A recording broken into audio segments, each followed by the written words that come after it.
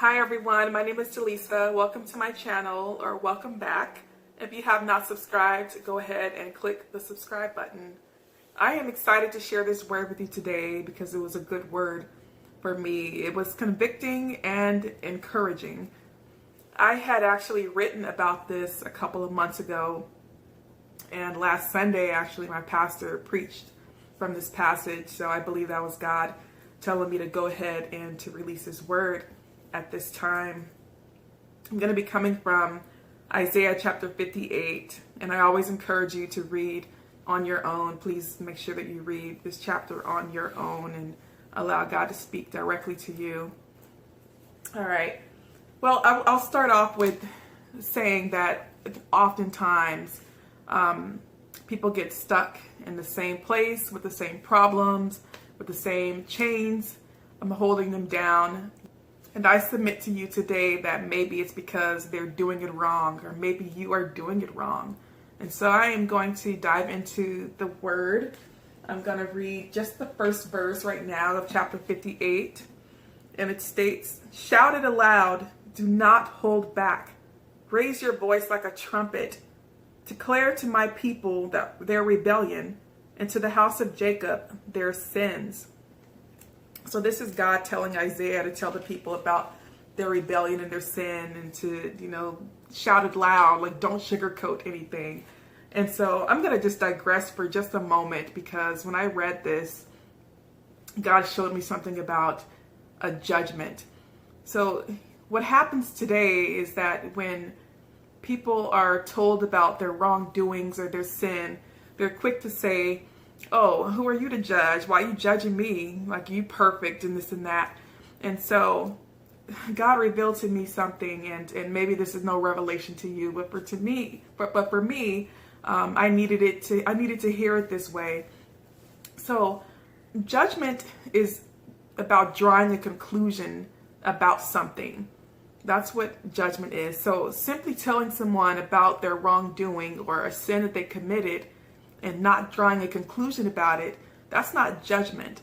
Okay, so for example, judgment would be saying, "Oh, you must not be a Christian because you lied on your taxes, or you must not be this because you did X, Y, and Z." And that's judgment, when you are putting someone into a category or drawing a conclusion about them based on something that they did. Like, for example, a child could do something wrong, they lied about something. You don't call them a bad child. Would you say that, "Oh, you're judging that child because you told them, what they did was wrong"? No, you're judging that child if you say, "Oh, because you did that, you are a bad child." So please, if that's you who are quick to jump to say, "Oh, you judging me, why you acting like you're perfect," then, take a step back. No one's judging you by calling you out on something. We all have sinned and fallen short of the glory of God. So today it may be me, bringing up a particular thing that you did. And tomorrow it might be you telling me something that I did. And, when people that are coming from a good place are telling you that, then that's actually love, because, sin is destructive. If you continue in your sin, the wages of sin is death. So, don't be so quick to say, "Oh, you judging me," because, if someone is coming from a good place and they have good intentions, they could actually be helping you. And God gave Isaiah the right to go and to tell the people about their rebellion and their sin. Okay, so I will go back into the word now. So further on in the text, God is saying that the people are, looking for Him for decisions, for guidance. They're looking to God they're looking to be in God's presence and seeking Him.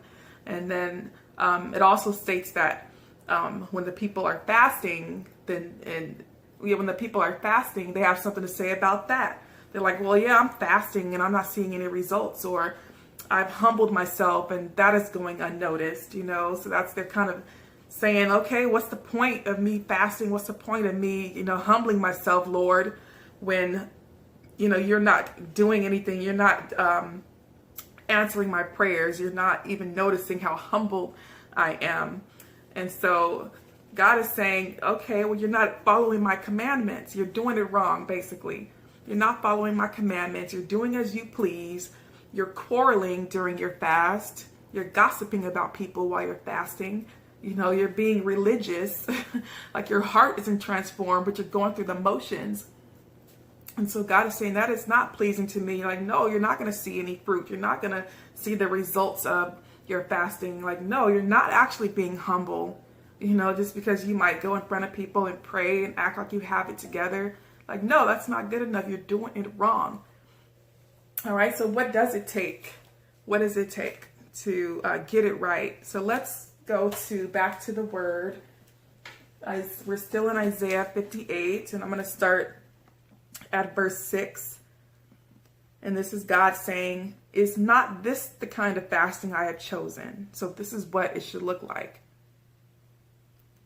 To loose the chains of injustice and untie the cords of the yoke, to set the oppressed free and break every yoke. Is it not to share your food with the hungry and to provide the poor wanderer with shelter? When you see the naked, to clothe him and to not turn away from your own flesh and blood?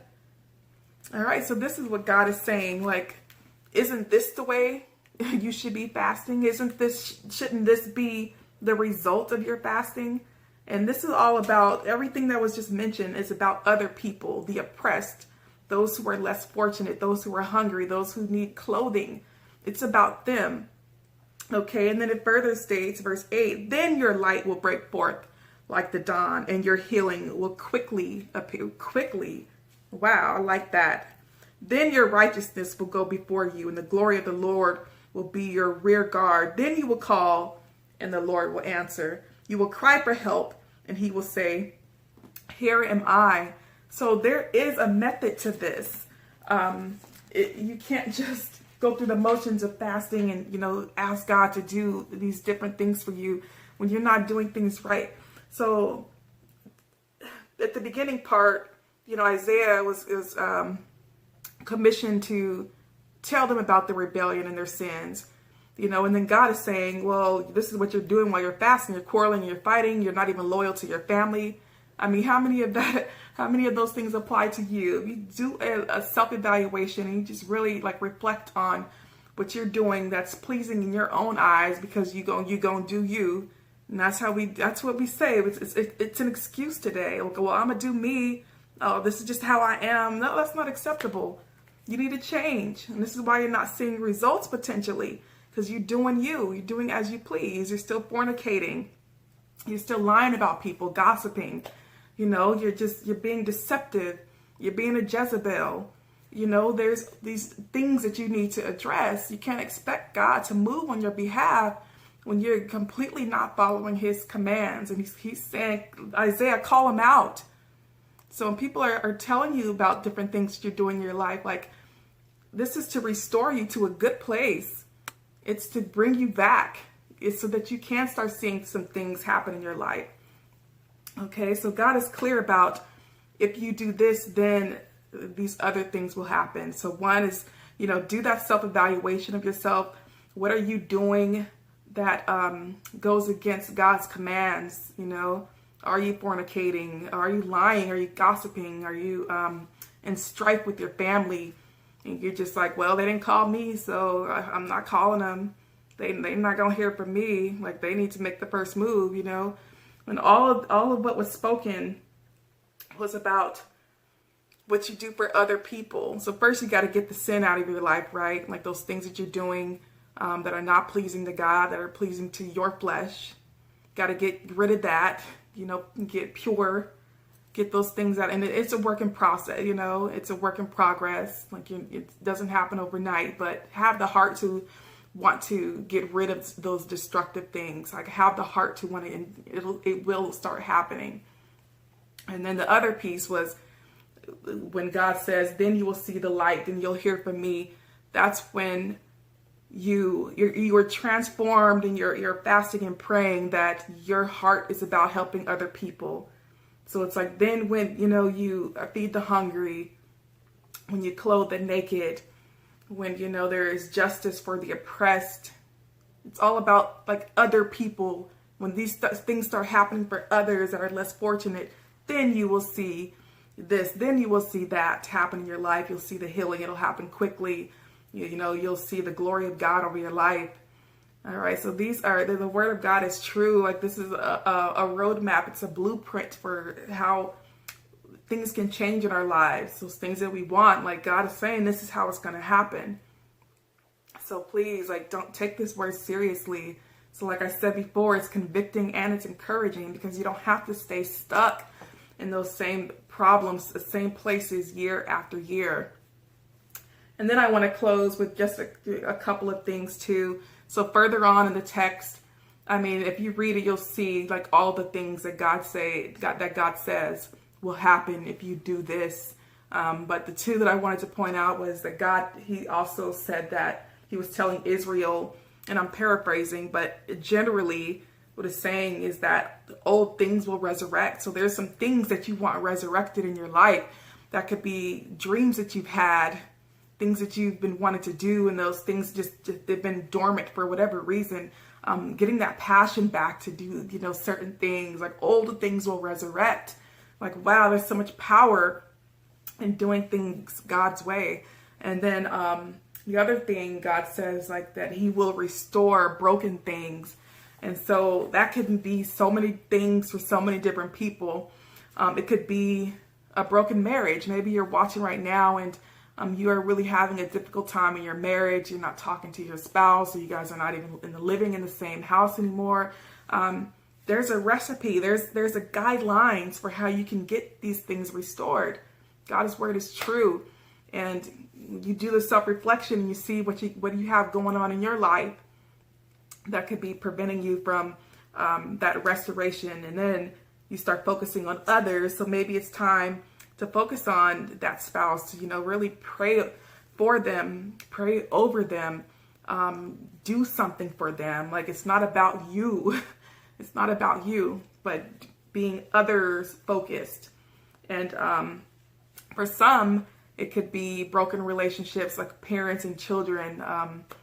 That happens a lot these days, where, you're not talking to your mom, you're not talking to your children anymore.